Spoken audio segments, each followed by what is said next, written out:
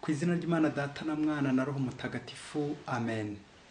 Umuhanga ati, muvandimwe, ubonye akanya ukiyambaza Bikira Mariya buri munsi, mu ishapure buri munsi, wagira ubuzima, wabaho neza, wamenya n'agaciro k'ubuzima, kuko Bikira Mariya niwe watubyariye, waduhaye ubuzima. Bana b'Imana, murakaza neza kuri buri munsi, duhahurire n'Imana tugira ubuzima. Umurongo wacu wa YouTube witwa buri munsi. Twiyambaze Bikira Mariya buri munsi, maze aturonkera ubuzima, ubuzima buzima buzira umuze.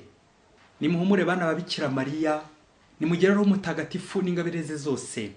Dore amasomo yo kwiyambaza Bikira Mariya mubyeyi wa Kiliziya, none kuwa mbere wa Pentekosti, tariki 24 Gicurasi 2021.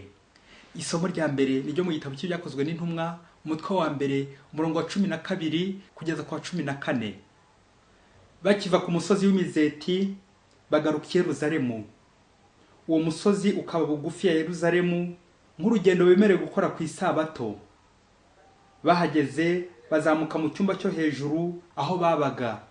Abo ni Petero, Yohani, Yakobo, Andereya, Filipo na Tomasi, Baritolomayo na Matayo, Yakobo mwene Alufeyi, Simoni umunyeshyaka na Yuda mwene Yakobo. Bose barangagwa n'umutima umwe, bagashishikarira gusenga, bari kumwe n'abagore bamwe, barimo Mariya nyina wa Yezu n'abavandimwe be. Iryo ni ijambo ry'Imana. Nyagasani Yesu nabane namwe. Amagambo mu Ivanjili ntagatifu Yezu Kristu uko yanditswe na Yohani, umutwe wa 19, umurongo wa 25 kugeza kwa 34. Iruhande rw'umusaraba wa Yezu hari hahagaze nyina na nyina wabo Mariya muka Kilopa na Mariya Madalena. Yezu abonye nyina ahagaranye na wa mwigishwa yakundaga, abwira nyina ati, muvyeyi, dore umwana wawe. Abwira na wa mwigishwa ati, dore nyoko. Guhera icyo gihe uwo mwigishwa amujyana iwe. Nyuma y'ibyo Yezu wari uzi ko byose birangiye kugira ngo ibyanditswe byuzuzwe, aravuga ati, mfite inyota. Aho hakaba hari hateretse urweso rwuzuye divayi irura. Bahambira ku rubingo icyango kinitswe muri iyo divayi irura, bakegereza umunwa we. Yezu amaze kunywa kuri iyo divayi irura, aravuga ati, birujujwe. Nuko umutwe uregukira imbere araca. Ubwo hari ku munsi w'umwiteguro wa Pasika, kugira ngo rero imirambo itaguma ku musaraba kuri sabato, kandi iyo sabato ari umunsi mukuru cyane, Abayahudi binginga Pilato ngo bavune amaguru yabo, maze imirambo bayimanure. Nuko abasirikare baraza, bavuna amaguru y'uwa mbere n'ayundi wari uwambanywe nawe. Ariko bageze kuri Yezu basanga yapfuye, we ntibirirwa bamuvuna amaguru. Ahubwo umwe mu basirikare amutikura icumu mu rubavu, maze ako kanya havamo amaraso n'amazi. Iyo ni Ivanjili ntagatifu. Bana b'Imana, nimukomere. Kristo wazutse akatubonekera, agasubira mu ijuru kujya kudutegurira imyanya, akatwohereza Roho Mutagatifu kugira ngo tuyobore, kandi akaturaga umubyeyi Bikira Mariya ngo tugumane nawe mu butumwa bwa buri munsi. Uwo Kristo naganze iteka mu mitima yacu, tumumenyesha abandi buri munsi tunyuze kuri Bikira Mariya ngo adufashe mu butumwa bwacu bwa buri munsi. Tuje rero kuri uyu munsi wa mbere kwiyambaza Bikira Mariya, umubyeyi wa Kiliziya, la Bienheureuse Vierge Marie Mère de l'Église. Bana ba Bikira Mariya, kuri uyu wa mbere wa Pentekosti, Kiliziya umubyeyi wacu yaduteguriye amasomo adufasha kuyoboka Bikira Mariya, la dévotion sur la Vierge Marie Mère de l'Église, umubyeyi wa Kiliziya. Aho tuza kuzirikana ku gaciro k'ubuzima, tukamenya ko umwana ari impano y'Imana, mu ngingo igira iti, kubyara bitera ababyeyi ibyishimo. Amateka y'uyu munsi Bikira Mariya umubyeyi wa Kiliziya afite inkomoko muri Bibiliya, mu nyigisho z'abakuru ba Kiliziya, les saintes écritures et la tradition. Iri zina Bikira Mariya umubyeyi wa Kiliziya ryakoreshejwe bwa mbere na Mutagatifu Ambrose, umwepiskopi wa Milani. noneho umuhire Papa Paulo wa gatandatu yemeza ko iryo zina rigomba kugaragara mu nyandiko za kiliziya mu nama Vatikani ya kabiri ku itariki 21 Ugushyingo 1964 mu nyandiko yitwa Lumen Gentium, ugenekereje kuvuga Lumière des Nations, urumuri rw'amahanga, Marie Mère de l'Église, Bikira Mariya umubyeyi wa kiliziya, kiliziya y'isi yose.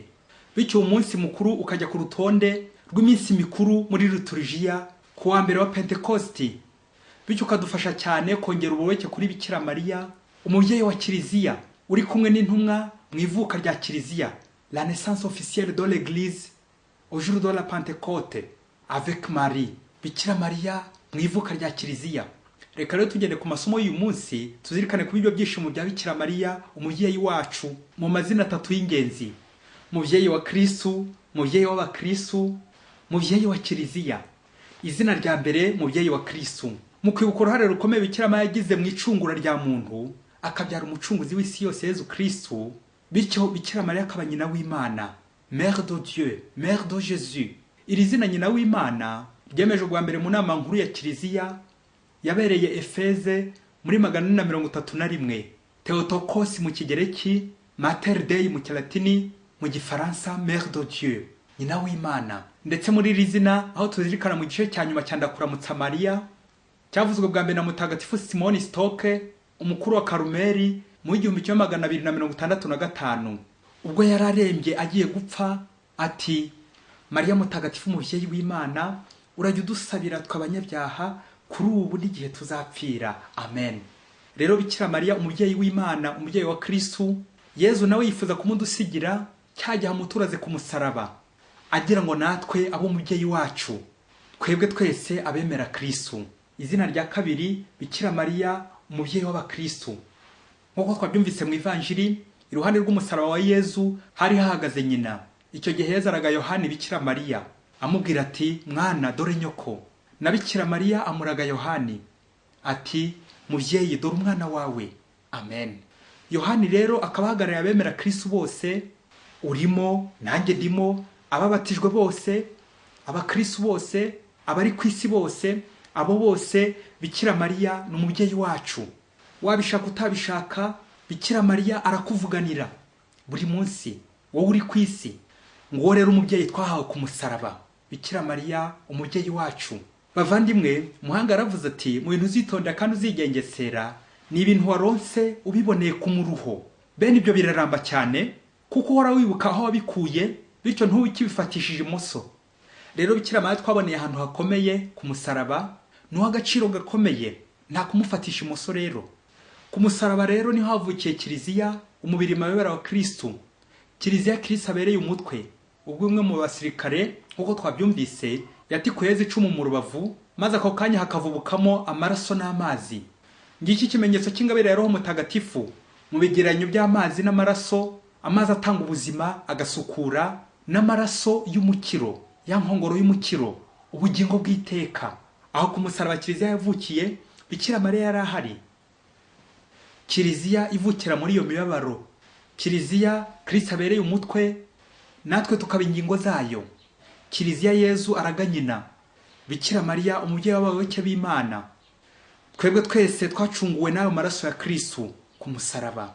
Ni no mpamvu abakristo dukomeye cyane kuri iyo saha ya 9 ku wa gatanu mutagatifu, ya saha y'icungurwa ryacu, l'heure de notre salut, ariho tuzirikana ivuka ryacu rishya, impuhwe zihebuje z'Imana idukiza ikaducunguza amaraso agaciro gakomeye. Aha rero niho twaronkeye ubuzima, bwa buzima buzira kuzima, bwa buzima buzima buzira umuze. Mu gifaransa bakunze gukoresha inshinga racheter. Racheter ni ukugurura wari waraguzwe, kubera ko wasanga atarashoboye kwishyura amadeni bakamugura. Amadeni yacu rero ni ibyaha byinshi dukora, nuko Yezu akongera agatugarura akatwishyurira ya madeni yose, ya myenda y'ibicumuro. Yezu akagera kuri iryo soko batugurishijeho, akatuganisha ku isoko y'amaraso atanga ubuzima. Nuko rero Yezu akaducungura. Cyagihe Bikira Mariya nawe yarahagaze munsi y'umusaraba, agafatikanya n'umwana we kudukiza.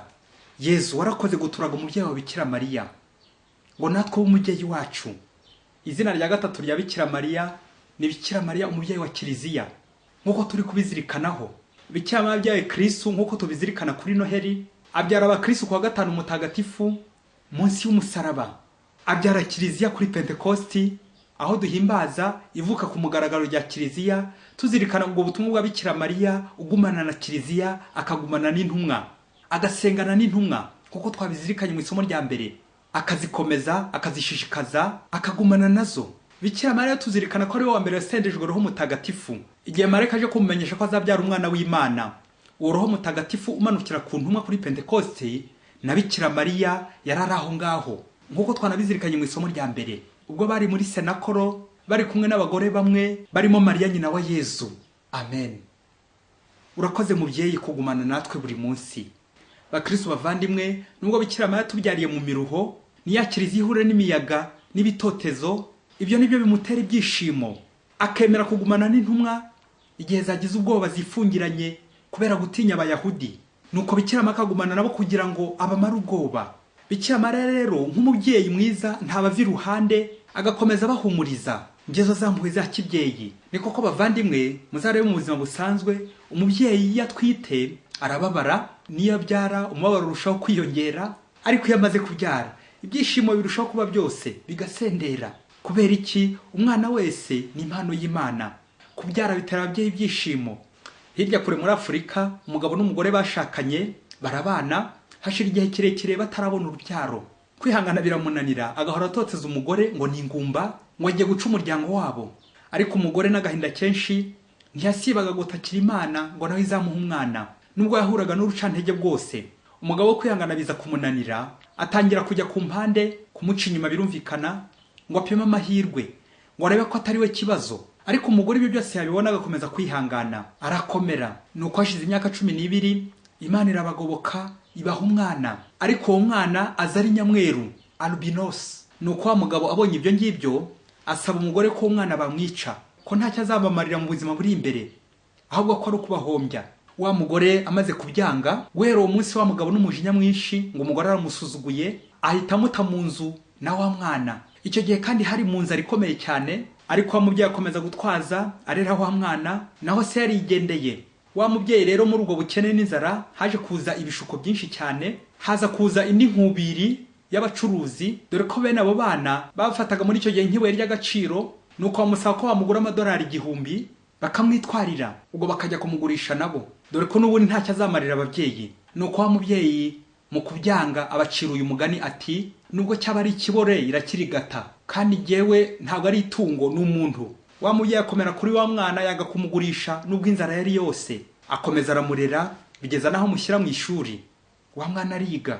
Mu gihe wa mwana ari kwiga, haza kuza abazungu b'abaterankunga bakora muri Caritas y'isi. Uko abaterankunga bagendaga bashakisha bya byiciro by'aba bana ba nyamweru kugira ngo babiteho babafashe, kuko nyine ari abantu.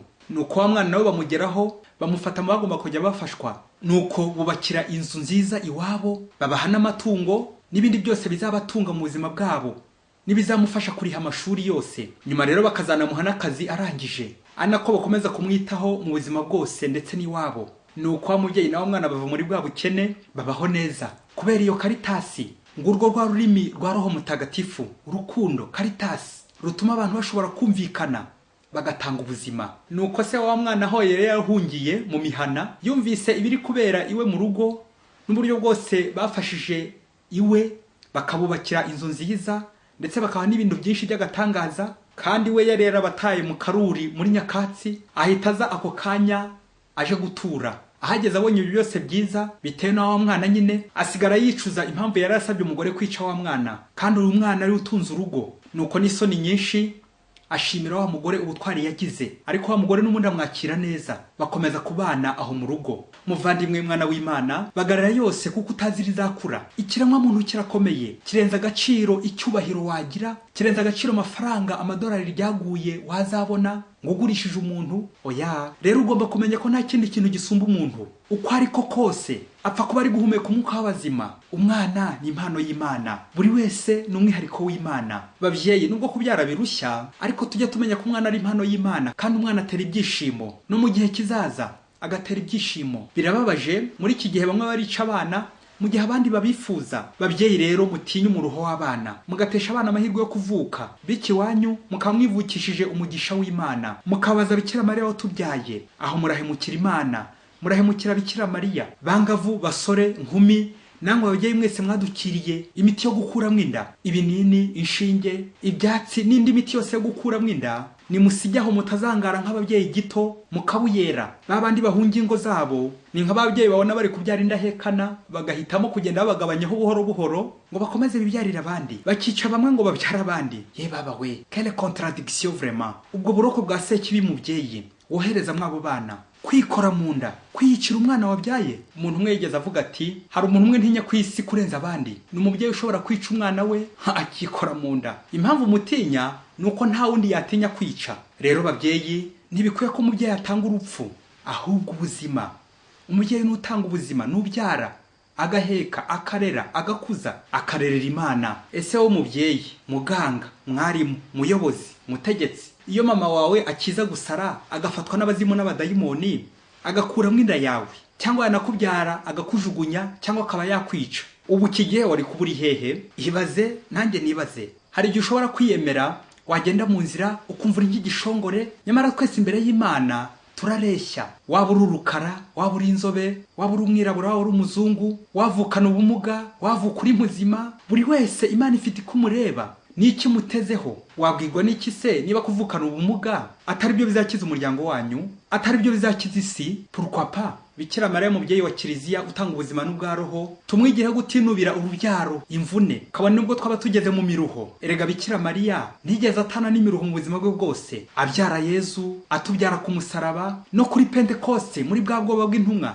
Na n'ubu aradusabira, ntabwo yigeze acika intege, akadusabira muri iyo mibabaro, akababara ngo dukire. Rero mu butumwa bwa Kiliziya harimo imibabaro, ariko iyo mibabaro ni nayo soko y'ibyishimo, isoko y'umukiro. Pentekoste rero ni ukuvuga mu ndimi nshya. Ndakubwiza ukuri, nubwo waba warize kaminuza ukaba uzi indimi icyabiri, ukaba utunze ibintu n'akantu, ariko niba utazi ururimi rwa Pentekoste, ururimi rwa Roho Mutagatifu, rwa rurimi ruhuza abantu, rutanga ubuzima, ntacyo byakumarira niba utavuga ururimi rw'urukundo. Bikira Mariya mubyeyi wa Kiliziya udusabire buri munsi. Abenshi dutinya imiruho y'isi, tugatakaza ubuzima bw'abandi, tukanga kwakira impano Imana iduha buri munsi, bityo tukaba twakwihitiramo kuyoboka inzira ya Sekibi, inzira y'urupfu yo kwica ubuzima bw'abandi. Uyu munsi Bikira Mariya mubyeyi wa Kiliziya udusabire aho twagiye duteshuka hose, twakire bagenzi bacu uko bari kose, uko bavutse, uko bameze, mu bibazo bafite, mu burwayi, mu bumuga. Turushaho kubitaho tutabinuba, tubahe ubuzima ari twe, tubafashe mu byo bakeneye byose, bityo dushobore kuvuga rwa rurimi rwa Roho Mutagatifu, ururimi rw'abantu, ururimi rw'urukundo buri munsi. Tuvuge urukundo buri munsi. Bikira Mariya mubyeyi wa Kiliziya udusabire buri munsi. Mwese Imana ibahe imigisha n'amahoro. Imana Data na Mwana na Roho Mutagatifu. Amen. Padiri Masumbuko Ladislas wa Diocese ya Cyangugu.